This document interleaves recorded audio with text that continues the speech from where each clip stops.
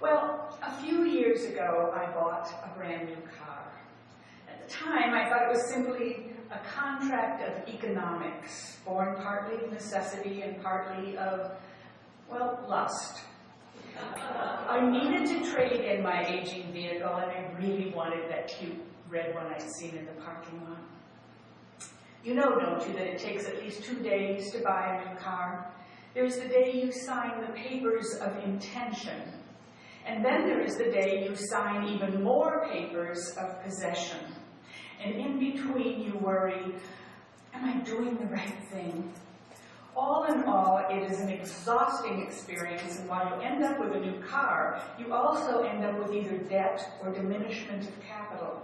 And you begin to wonder why anyone would ever buy a new car. And that is exactly what I was feeling on that second day of paper signing. After I had ratified the last document and listened to the last lecture on maintenance, the salesman invited me to walk to the other end of the showroom. More papers, I wondered? And he led me to a large ship's bell and instructed me to pull the rope 4 times. And at that point, I was so used to following his instructions, sign here, initial this, give me your old keys, don't lose this, that I simply did what he said without question. I rang the bell 4 times. That bell was loud. And immediately, everyone in the room, everyone stopped what they were doing, rose from their seats, applauded, and yelled, "Hurrah!" At that moment, it was no longer simply a contract of economics. It was a celebration of my new car. A happy warmth just rose from my belly into my chest, and a smile exploded on my lips, and I raised my hands in joy, and I danced a victory dance. I really did. Shy little me. What I had just experienced was a rite of passage. I was reminded that I had done something momentous, life-changing, something worth celebrating. I was among a community of people who love new cars.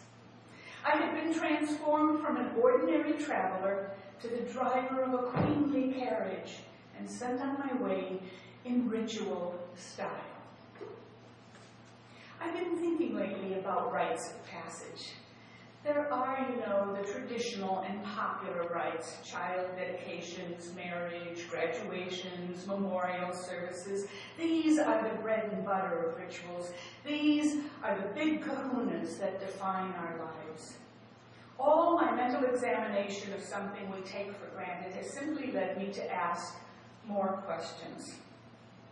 So this morning I would like to share with you the slights of passage, those events we don't usually celebrate with ritual and ceremony, like buying a new car. I want to know why we don't. Do we simply lack the imagination to keep large bells in handy locations? Or is there something more going on, or not going on, I should say? A couple of weeks ago, my grandson finished painting the trim on my house, and he came to me with a big smile on his face. And I said to him, "We ought to celebrate." And then we both looked at each other, not having a clue what we should do. We really should, I thought, and so I simply raised both hands over my head and said, "Yay!" And he followed suit and said, "Yay!" And then we did it once more in unison, "Yay!" Well, it wasn't grand, but it was a ritual celebration, sort of. My first question is, what makes an event a ritual? What constitutes a passage? I guess that's 2 questions, isn't it? Well, the big passages all seem to have their own music, for starters. Who doesn't know "Happy Birthday to You"? We sing it even if we don't know who we're singing to, like in a restaurant. And who doesn't recognize "dum, dum, dum, da," and sit up taller in their chair to watch the graduates walk down the aisle? And who hasn't sung the wedding march from Lohengrin, using perhaps the more popular words from my growing up? "Here comes the bride, big, fat, and wide." A apparently music sustains a good ritual, even if the music is just a bell. And of course, one of the most critical elements of these rites is the community in which they are performed and celebrated. As our reading said, it takes a community to realize a ritual celebration. I mean, if none of you had showed up this morning, we would not probably have lit the chalice or had music played or sung. Community is important. It's one of the reasons we come here every Sunday. The bride and groom would still get married if their guests didn't show, but it wouldn't be the same. There wouldn't be gifts and feasting. There wouldn't really be a celebration, for there would have been no witnesses to celebrate with them. It would have been like raising your hands in the air and shouting, "Yay, we just got married." These then are some of the elements of rituals of passage that I've cataloged. Community, celebration, song, witnessing, perhaps dancing, gifts, blessings, feastings. There are probably even more. And what does the inclusion of any of these elements say in whatever combination they exist? They say, this is really important. This is a transforming experience. They say this act bears paying careful attention to and remembering. Now, we all know this intuitively and from our own experiences, but I wanted to lay it out for you in order for you to better comprehend my next question. What does it say about the life passages that we do not celebrate? What about the slights of passage?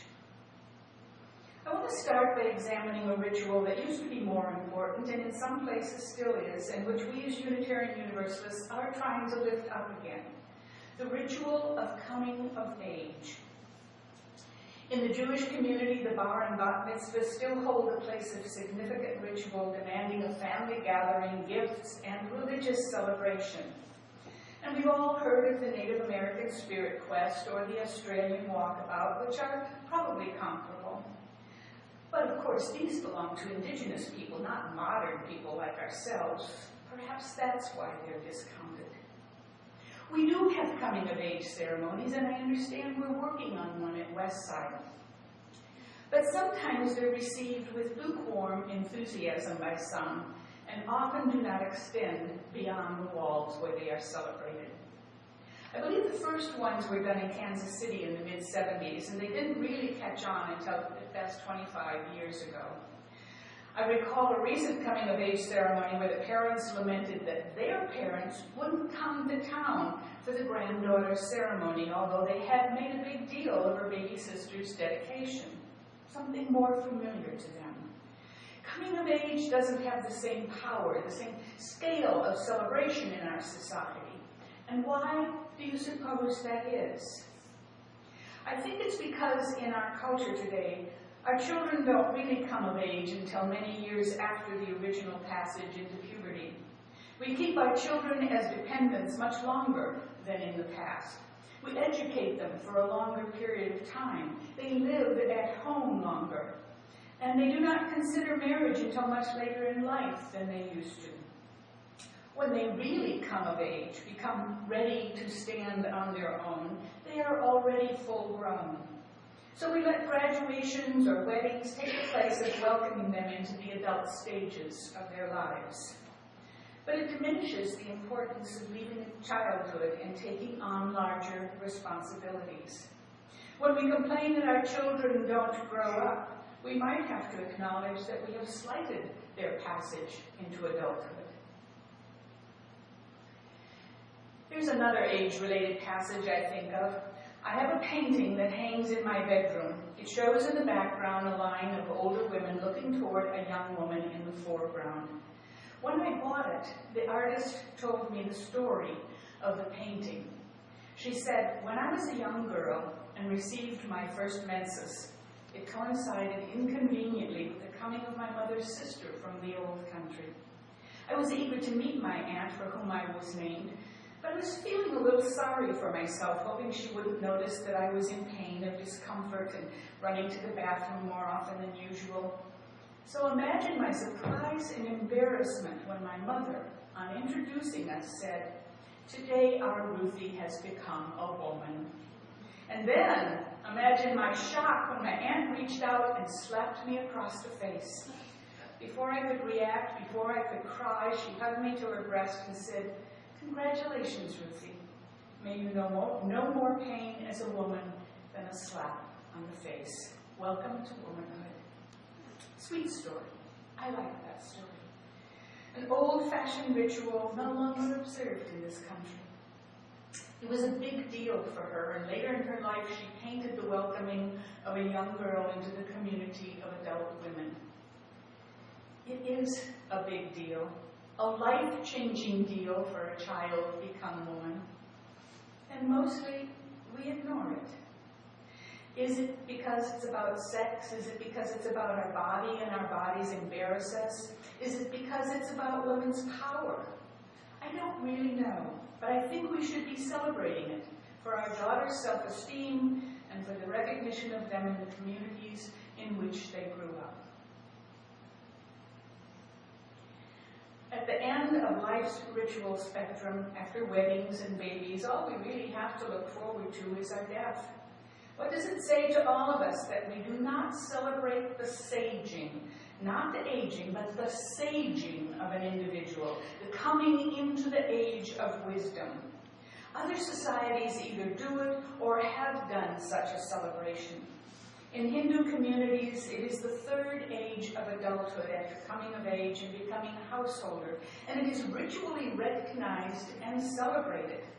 When your duties as a progenitor, a householder, and a wage earner are ended, you become a person of wisdom and spirit, someone whose life work becomes deepening and sharing. You are venerated. You are celebrated. You have a reason for living into this advanced age. But not in a society that worships youth. Not in a society that often makes an elder feel invisible or muted or shamed. Some women are beginning to take back the honor of saging with rituals of croning, becoming wise women. In the book Celebrating Ourselves, Edna Ward wrote, "As such rituals become institutionalized, their authority develops and gradually reaches out to challenge the rituals or lack of rituals in the wider society. As they continue to speak to a very real and felt need, their power to challenge ageism will increase." But I add, not yet. And not without a parallel ritual for the saging of our wise men. If the wedding day is the most popular, most expensively celebrated, most universal rite of passage, why the ritual silence around divorce? Well, we don't like the statistics that half of all marriages end in divorce, but intellectually we accept it. We know that some marriages should be ended, and we no longer shun the divorcee. But we don't acknowledge this transforming and very real time of passage. I would like to see a healing rite of passage when two people in our community determine it is time to end their union. I see too many people falling out of community because of their divorce. One or the other gets the custody of friends, gets the church, and the other gets the blame. What if we were to develop a ritual of acceptance for divorce?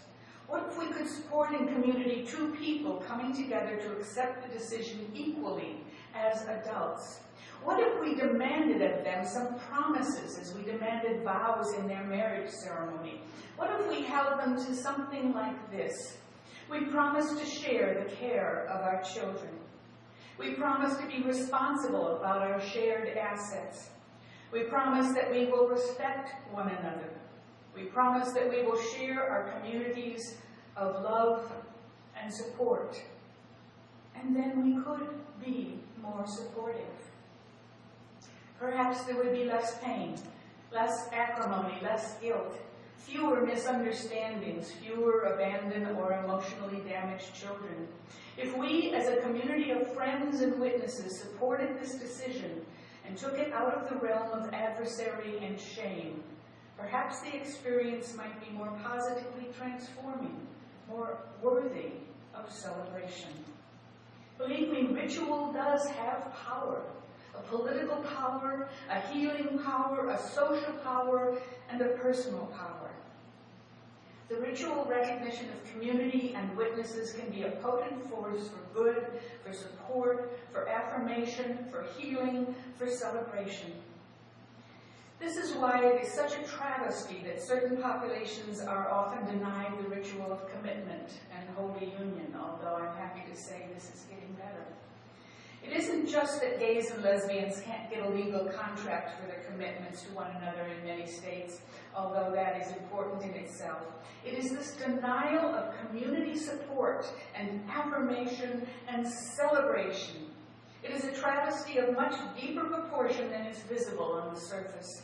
It is more about the denial of a rite of passage than it is a denial of legal standing. As we understand rites of passage, that becomes more and more clear. I can think of many other rites of passage, some large, some small, that might improve our condition as human beings living in community. I rather like the daily yogic and monastic rituals of greeting the dawn and the dusk, separating and celebrating each day of our lives. Sometimes I fantasize I would like to live in San Francisco, where there are communities of people publicly greeting each day with the movements of Tai Chi. I was thrilled to discover in a recent visit to the Japanese gardens here in Fort Worth, there is a small community that does this here. As a minister, I have always made known that I'm available to do house blessings, but I don't often get asked. We should know that a house becomes a home through ritual practices, through learning its idiosyncrasies, uniting ourselves with its uniqueness. What keeps us from speeding up and acknowledging that process with a community rite of passage? Housewarmings are in the right arena, but consist mostly of gifting and not a ritual celebration and blessing. I have a friend who did plan a house blessing for her new home, but on her own she developed a rite of passage to say goodbye to her old house of decades. She went through each room and recalled some important event that happened there, and then she thanked that room for holding her family in it so generously, so lovingly. She lit candles. She admitted she hated leaving her old home, but the leaving was healed by this rite of passage. Now, if you put your mind to it, you could come up with your own list of rites of passage. How about promotions, awards, recognitions? They all deserve their own celebration. Decisions not to have any more children deserve its acknowledgement. Bands should play when new drivers receive their first licenses, and maybe these drivers would remember the importance of this passage and have fewer accidents. Songs should be sung when we lower our cholesterol or our blood pressure, when we come through surgery a physically and emotionally changed person. We shouldn't be living our lives in secret. We should meditate more and celebrate more with other people. I have one more suggestion for redeeming a rite of passage, one you may not have yet considered. It was given to me by a grief counselor during a minister's retreat. She called it a ritual for a happy death. I have practiced this ritual for at least 20 years. Each month I set aside one day to be alone in contemplation about my life and my death. I consider the things I may have put off too long. I write to friends. I make telephone calls. I evaluate my possessions and try to accumulate less. I use this day as an opportunity to perform my monthly breast exam because it is a life or death ritual in my family where so many women have had breast cancer. I meditate, and in the Buddhist tradition, I try to contemplate my non-existence so that I am prepared for it. Wu Wei meditation is called, no-mind meditation. It is a tradition of stripping the soul of all that isn't essential, meaning all that we will lose at life's end. It helps to put life into perspective. It isn't a morbid ritual. It is a celebration of life without the fear of unacknowledged death as a participant. And it isn't really a rite of passage in that there are no witnesses, no songs, only a modicum of celebration and anticipation of but it is a preparation for the final rite of passage, We have wedding rehearsals, which to my mind are not very productive at all. But a rehearsal for that final ritual has come to mean a more positive life for me. We human beings create ritual because life events are important to us. I hope I've made you conscious of the process and have encouraged you to create rituals of your own. We make the events of our lives more important in the way we recognize them. After I celebrated the possession of my new car, I returned to the old one to make sure I had cleaned everything out of it. I suddenly felt bad about leaving it after all the miles it had carried me along for business and for pleasure, for all the things it had hauled, for all the meals I had consumed in it, for all the stories and songs that had come to me through its radio. So I shut myself in one last time and I said, "Thank you. You've been a friend." And there was no music. I cried a little, and then I said goodbye. And that's what life's passages are all about. One door opens, another closes. We should be present in every passage of our lives. As Saint-Exupéry said, we live not by the things, but by the meaning of things. And sleights of passage rob us of that meaning. Please rise as you are willing and able to sing our final hymn, number 354. I think we have time for all 4 verses. We laugh, we cry.